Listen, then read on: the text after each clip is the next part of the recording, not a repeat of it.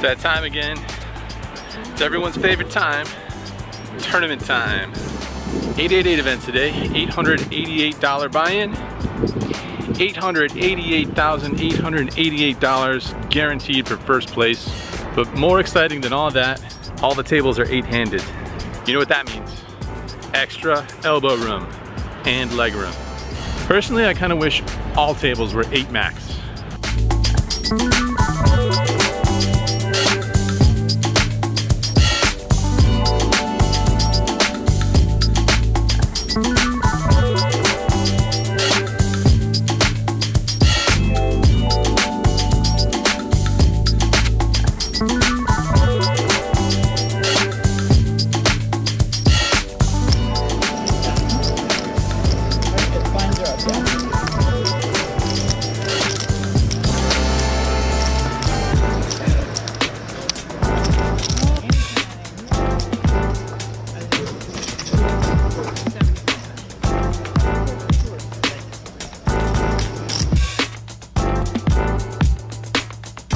Alright guys, we made it to the first break. We just wrapped up the 4th level, so going to be heading back to level number 5. Not too much to report here. There was one hand where the action folded around to the small blind who opened up for a min raise. He makes it 300 to go with the big blind of 150. I 3-bet it to 900 with ace queen off suit, and he thinks for a while and folds. The only other interesting hand that came up was when the action folded around to the button. This is at 100-200 with 25 ante. He makes it 525 to go, and I look down at jack 9 off suit in the big blind. I defend. Flop comes 9-7-4 with 2 spades. I check it. He puts in a bet of 700. Pretty standard call here, I think. Turn is the 3 of spades, which brings in the front door flush. I check it and he checks back. River is an offsuit king. I check it over to him again since it seems much better for his range than it does for mine. This time he bets 2200. I only have somewhere around 4500 in chips at this point. Pretty close situation. I think you could maybe flip a coin here since he could obviously be repping this this card. It's pretty good. It's a pretty good scare card. Good one to bluff at. A good one to bet for him with a lot of his air. Unfortunately, jack 9 for me is just a bluff catcher, and it's pretty low on the range of my hands that I could have here. I could maybe have some smaller pairs that check called the flop. It's not even that good of a 9 though. Obviously I don't expect him to bet too many better 9s in this spot, but I just decided to let it go. I decided to preserve some chips. He does watch the vlog, so certainly he must know that I'm a bit of a calling station, particularly on the river. So there's always that leveling war going on there. Anyway, that's about all the hands. Haven't won much of anything aside from that ace queen hand. I think that's about the only hand that I won. So gonna be short stacked, heading back in. About 10 big blinds, back to 150, 300 with 25 ante, I think. All right, back to it. See what happens.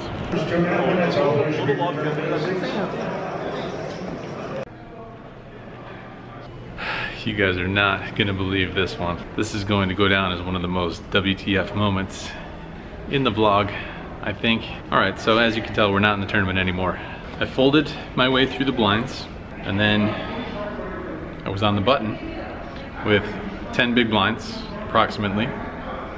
Action folds around to me, and for some reason, I thought that the big blind was not back from break yet. I came back directly into the big blind on break, folded that hand, folded the small blinds. Third hand was on the button. So the third hand after the break, and just for some reason, I thought that the big blind was not back yet from break. So it folds to me on the button, and I look down at 3 deuce of hearts. I think you can guess where this is going. It's going all in. I jammed the 3 high, which under normal circumstances is probably slightly unprofitable, or surely is unprofitable. I looked it up. The worst hand that you should be jamming there is 5-4 suited with 10 big blinds left and an ante on the button after it folds to you. That's if the big blind and the small blind are obviously both present. In this exact situation, I thought all I had to get through was the small blind. So after I jam all in, the small blind calls, and I immediately turn my hand over, and the small blind says, wait, wait, wait, he hasn't acted yet. And I realize that the big blind is still there. He is in fact there, the big blind, and he has not acted on his cards yet. I just couldn't see through the small blind. I couldn't see around the small blind, the player in the small blind for some reason. I didn't realize that the big blind was in fact sitting there the whole time. This is ridiculous. This is a ridiculous story. Anyway, the big blind ends up folding. The small blind has pocket nines. We flop a flush draw, we turn a flush. The river is another heart, so pocket nines makes a better flush. So would I have shoved the 3 high if I realized the big blind was there? Questionable. I shouldn't be folding I shouldn't be shoving the 3 deuce suited if both the blinds are in fact there. With the big blind missing, I think it's fine though. If we just have to get through the small blind and the big blind is dead, I think jamming with the 3-2 suited is probably fine. I'm not positive because I don't think there's any statistics on this sort of thing. There's no charts for this sort of thing, but whatever. All right, so actually, believe it or not, I still haven't collected my cash out from the Colossus tournament. So I'm gonna pretend that I just cashed this tournament and go pick up the money. So let's go collect that right now.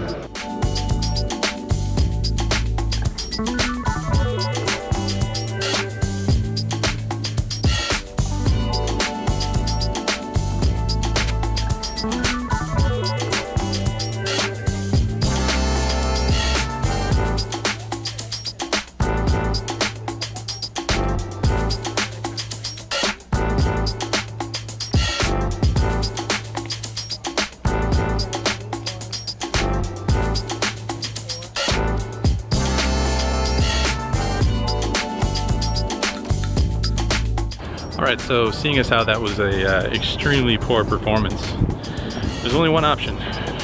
That's to get back after it. I'm gonna go check out the Bellagio, I think. Either there or the Wynn. Back to the cash games. Time to start recovering from the old downswing here.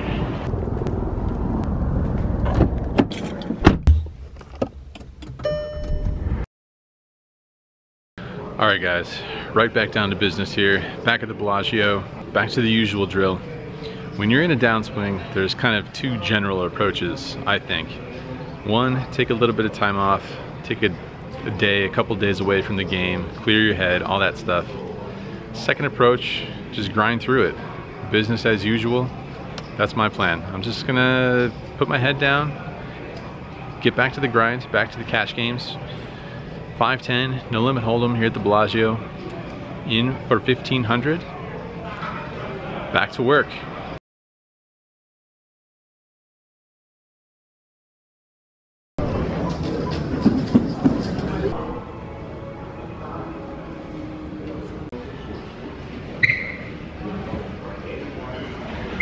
All right, just wrapping up the session. Pretty standard, 10:15 in the morning. That means session lasted approximately, well, we got here around 7:15, 7:30, something like that. Just another 12, 14, just another 14-hour session. On the grind out here, trying to make up for lost time, as always. A few hands to go through, but 2 or 3 of them pretty much played themselves. So we don't have to spend too much time on those hands, but we'll just, we'll put them on the books. For example, this one where there's an early position raised at 30, there's a middle position call. I look down at pocket queens, 3-bet to 120. The button puts in a 4-bet. He makes it 330, I believe. Folds back to me, not going anywhere. Been semi-active with this player up to now already, and not looking to knit it up in this spot at all. So I go ahead and make the call. Flop comes pretty favorable. Flop comes Queen 9-8, Rainbow, top set for us. I check, he bets $500. I only have about 11 something total, I think, at this point. Just gonna get it in here, just gonna jam it. His sizing is somewhat on the big side, and the board is pretty connected. So just gonna go with it at this point, get all the money in there as fast as I can, jam all in. He goes into the tank. He wants to know how much more it is. I would much prefer a snap call, obviously, but no worries. He ends up making the call. Turn is a brick, river's a king, which is a little worrisome, but I flip it over and he mucks. So pretty good sized pot there. Pocket queens come through. Next sizable pot, the under the gun +2 player opens for 50, which is a pretty big raise. There's a middle position call. I look down at pocket aces. I make it $200 from the cutoff position. Folds over to the big blind, jams all in for $800. Folds back to me, I call. Turns out he has pocket kings. Board runs out, safe for us.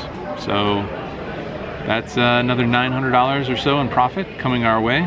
You're beginning to see what I mean about some of these hands just playing themselves. Not exactly super interesting here, but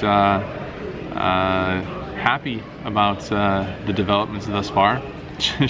Certainly turn for the better to see some run good coming our way once again. Next interesting hand, action folds around to the button, opens for 30. Small blind calls. I looked at Jack 4 of diamonds with this price and a suit to the jack. I'm happy to defend the big blind. So 3 ways to a flop. Flop comes Jack 10 4 Rainbow. Flop top and bottom. Small blind checks. I check. Button bets $50. Small blind folds. I think you could either flat call or put in a raise here. There's some straight draws out there that I could have in my range to go along with my value hands. Not too many value hands in this spot. Jack 10 is probably the most obvious one. Pocket 4 is the second most obvious. Aside from that, not too many more value hands. I would for sure 3-bet pocket jacks, probably 3-bet pocket 10s in this spot as well. Jack 4 is pretty unlikely. So all that in mind, I do decide on a raise. I raise it up to $180. Button thinks for a little bit and makes the call. Turn is an offsuit king, so Queen 9 gets there. It can also improve some other hands like King Queen. I decide on a check, and the button checks back. River is another king, so our 2-pair is counterfeited, which is somewhat bad news, but it seems like a relatively safe run out for the most part. I decide on a check, and this time the button bets $220. Pretty weird spot. It seems fairly unlikely that he should have a king here, with 2 of them on board and him checking back the turn. I guess King Queen could be a possibility if he decided not to bet top pair on the turn with an open-ended straight draw. Just seems unlikely with those 2 kings on board. Queen 9 seems like impossibility, or pretty close to it. Would imagine that he would be happy to bet that on the turn. Pocket queens could be a possibility. He could be going for some value there with pocket queens, possibly ace jack, although we block that hand. I just don't see too many value hands in this spot in his range. And being my curious self, shrug and eventually toss in the call. He rolls over 8-9. So one of those hands where run out did not help him out. 2-pair was counterfeited, but pair of jacks still good in this spot. One more interesting hand, and this is one where I definitely could have taken a couple of different lines, made a couple of different choices perhaps. So there's an early position limper, and I look down at 7-4 of hearts, also in early position. Normally, I pretty much never over limp with a hand like this, especially from early position. I feel like it just get raised so often in these 5-10 games. The regs like to punish the limpers pretty regularly, and 7-4 hearts playability is somewhat minimal. Not exactly the best hand to be limping in from under the gun or early positions. I would much prefer to raise this and ISO the limper. The issue here is that the limper seems to like to limp some of his stronger hands as well as some of his weaker holdings. So I think folding is probably the best option, but folding is boring. We've been over this. So I'll just go ahead and limp behind and see what happens. Sure enough, the button makes it 40. The small blind calls, the limper calls. Now we have no choice. Priced in. The catchphrase, priced in. Gotta call here. So I make the call and we go 4 ways to a flop. Flop comes king 3 deuce with 2 hearts. We check to the button. He bets $110 and it folds back to me. A couple of different options on the table here. I decide on a flat call. Turn is an offsuit 7, so now we add a pair to our flush draw. I check it over to him again, and this time he bets $330. I'm pretty much never folding here. I have some history with this player. Have played with him several times. It's very possible that I could have the best hand here. He's not exactly super gun shy. Obviously, I could either have the best hand here or my draw is live. So one of those two things, never folding here, obviously. I'm just gonna go ahead and make the call here again, try to get to a somewhat cheap showdown, at least make that effort. So I go ahead and flat call. We're off to a river card, which is the 10 of hearts. So I make a flush, and now it's a debate between leading out or checking over to him and going into check call mode. Just based on my read of the situation, live reads, it just kind of felt like he did actually have a hand and wasn't just airballing this time. I didn't want to risk him checking back here on the river, so I decided to put a small value bet out there. Even if he does happen to be bluffing here, going for the 3 barrel, I expect him to still be able to put in a raise if I put in a small bet on the river. I think if I size down, it's going to be tough for him to fold some of his stronger holdings. I'm not going to have too many bluffs, obviously, with this sort of sizing, but I think I can maybe get some crying calls here and there. So I go ahead and bet $360. It's a pretty small bet relative to the size of the pot. My opponent does decide on a raise, and he makes it $1,260. So I guess I wasn't quite expecting that big of a raise. And now it's a little bit worrisome. Now I've painted myself into a bit of a corner here. Now it's a question of, does my bet look like a blocker bet? Does it look like I'm trying to get to a somewhat cheap showdown and kind of price my own showdown? Or does he just simply have the nuts? Is a 7 high flush here strong enough to just shrug and call it off and hope that he just somehow has the ace of hearts, maybe ace king, and is turning that into a bluff, or maybe just a naked ace of hearts? It's certainly possible versus this opponent. I know it's not a very strong flush. It's a 7 high flush. It's one of the worst flushes we could have in this spot. Would he be raising a weaker hand for value? It's questionable. It's pretty questionable in this spot, but I don't really know for sure. Usually I would say no. Usually I would say it's usually a bluff or the nuts in this spot. But anything is possible. And like I said, I do have a little bit of history with this player, so I go well into the tank. It's always tough to call a bet that is over 100 big blinds. A bet that's over a standard buy-in in the game that you're playing. So I went back and forth a little bit, but eventually decided that a flush is too strong a hand here to just fold on the river. Talk myself into the call, and he rolls over pocket deuces for a flop set that was going for some serious value on the river versus a perceived blocker bet, I assume. So we're gonna scoop a nice pot here. Some really serious run good happening in this session. Turning a pair did not help us whatsoever in this hand. Pair of 7s was no good. 2 pair was going to be no good. Trips was going to be no good. And happy to have gotten there on the river, and apparently induced a accidentally. I think I accidentally got the max here, because I was kind of wishing I had gone into check call mode after facing the $1,200 river raise, but got some pretty strong value there. Happy to take this one down as well.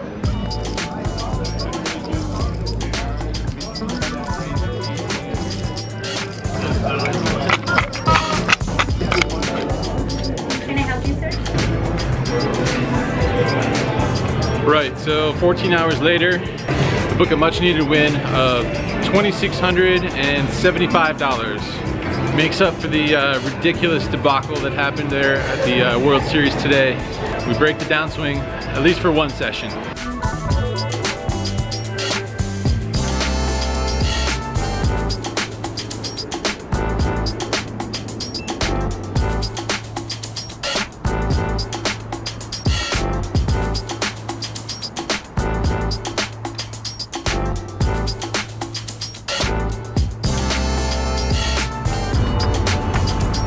You might have noticed that my phone is in shambles at the moment.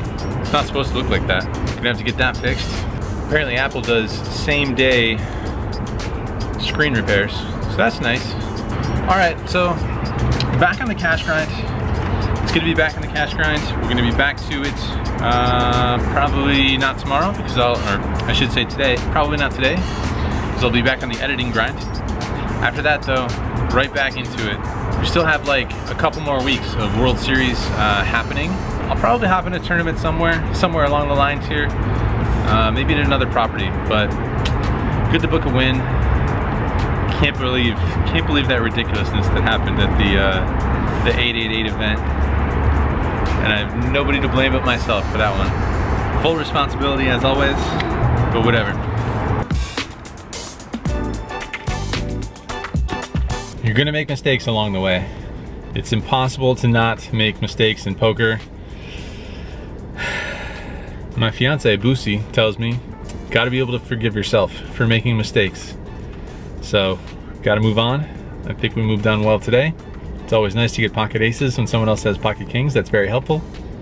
Moving on.